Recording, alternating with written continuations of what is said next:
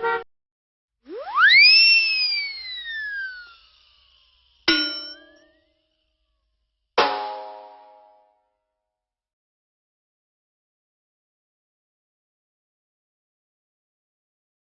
بعد الفاصل أعزائي مستمعين راديو في السكة. كنا بنتكلم عن موضوع التحرش وإيه سبب التحرش، يعني إيه تحرش أصلا، وكنا بنسأل سؤال قبل الفاصل: إيه أسباب التحرش بالنسبة لكم؟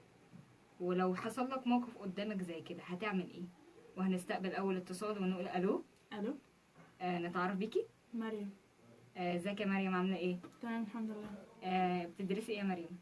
بدرس اعلام في الاكاديميه البحريه. أهلا وسهلا بيكي. طبعا يا مريم، انت سمعتي عن موضوع التحرش ده، انت ايه رأيك في موضوع التحرش نفسه؟ غباء. غباء ازاي بقى؟ غباء علشان اللي بيتحرش، يعني البنت لما واحد بيتحرش بيها لو هي سكتت ده غباء منها هي. طب انت شايفة مين يشيل الذنب في موضوع التحرش ده يا مريم؟ مين يشيل الذنب؟ ايوه. الاتنين. بمعنى؟ ان الولد ما ترباش كويس، عشان لو هو كان اتربى كويس ما كانش راح يتحرش بواحده. البنت لو يعني الغلط اللي عليها اللي هي ما دفعتش عن نفسها، لما هو اتحرش بيها هي سكتت، ولما هي تسكت هو هيروح يتحرش بواحدة تانية وتالتة ورابعة وخامسة لغاية ما في الآخر خالص هيتاخد على دماغه. طب انت حد تحرش بيك قبل كده؟ لا طب انت تحرشتي بواحد قبل كده؟ بصراحة لا. او بنت تحرشت بيك قبل كده مثلا؟ برضه او مثلا موقف حصل لك قدامك؟ موقف حصل لي قدامي. ايوه.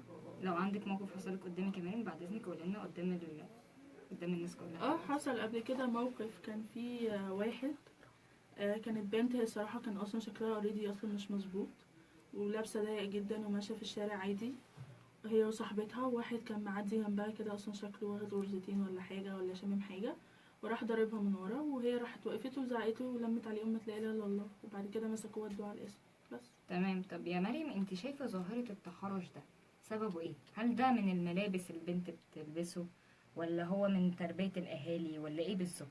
اه من تربية الأهالي، هو اللبس أصلا مش سبب إن يخلي واحد يتحرش بواحدة. ايوه، عشان برضه يعني انت شايفة ان في بنات منتقبة كتير برضه بتتحرش بيها، صح؟ في البنات منتقبة ومحجبات وبيبقوا لابسين خمار وقد تيتا وقد جده برضه بيتحرش.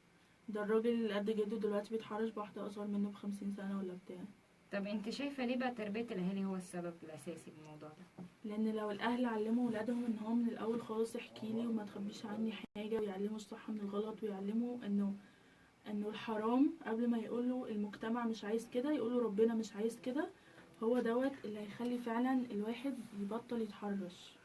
طب يا مريم، انت سمعتي عن موضوع الطفلة اللي اتحرشت من واحد، الطفلة اللي كانت عندها 18 شهر؟ ايه رأيك في الموضوع ده؟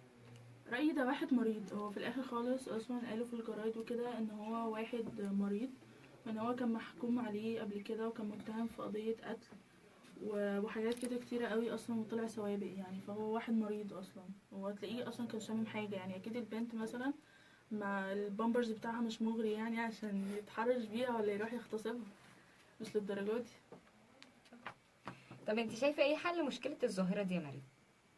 هو الحل الاساسي بيجي من تربية الاهالي لولادهم، انه يتربى على اساس انه. نقفل حلقتنا النهاردة. أسألك آخر سؤال، أو هطلب منك طلب. آه تدي ايه النصيحة اللي ممكن تديها قدام الجماهير أو المستمعين اللي بيسمعونا دلوقتي؟